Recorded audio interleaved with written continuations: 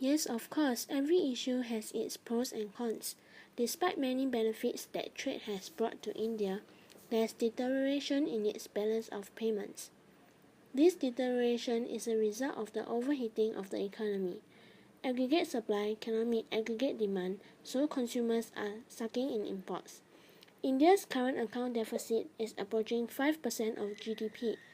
It means that growing too fast may not be very good for an emerging economy. According to the Reserve Bank of India, both the current and capital accounts of the balance of payments have deteriorated to the point where both accounts are now in deficit. In addition, India has the widest current account deficit among large emerging economies.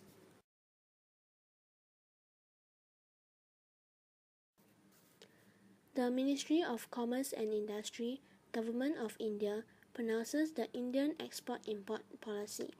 This is an attempt towards the support of foreign trade and the creation of an approving balance of payments. With the help of Exim Policy of India, the government looks after controlling the import of unnecessary items. Because you already understand that balance of payments increase when demand is higher than supply, leading to high import. This is a long-term supply policy because it aims to promote supply in the domestic market so the demand for import will reduce.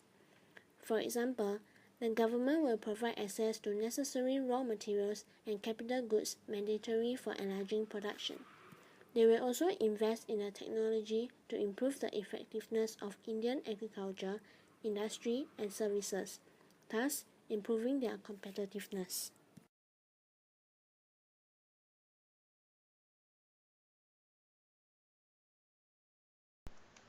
There are several impacts of unemployment in India, such as financial difficulties, malnutrition, depression, political instability, and low economic growth. Unemployment can also lead to emotional and mental stress. A person can also get demoralized and he can do wrong things such as indulging in habits like alcohol and drug abuse and may even commit suicide.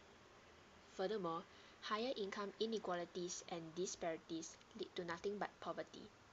Lastly, it also causes exploitation of labor, where those laborers who get work have to work under adverse conditions of low wages.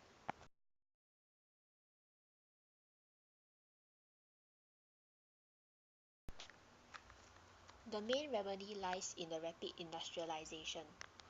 Secondly, there is also a need for faster economic growth to generate more jobs. There is also a need for improvements in the education and training provided to the youths with a greater focus on vocational skills and self-employment. Last but not least, the government should support struggling industries so as to save more jobs in the country.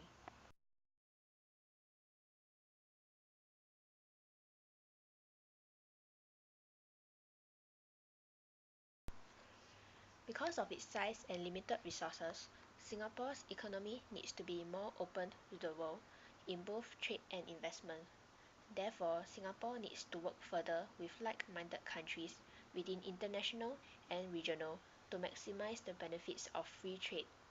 Examples of the countries are USA, South Korea, New Zealand, Australia, and the ASEAN countries.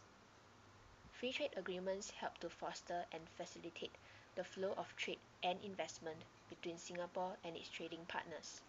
Moreover, the free market system allows its industries to respond quickly to market crises and adjust their strategies accordingly.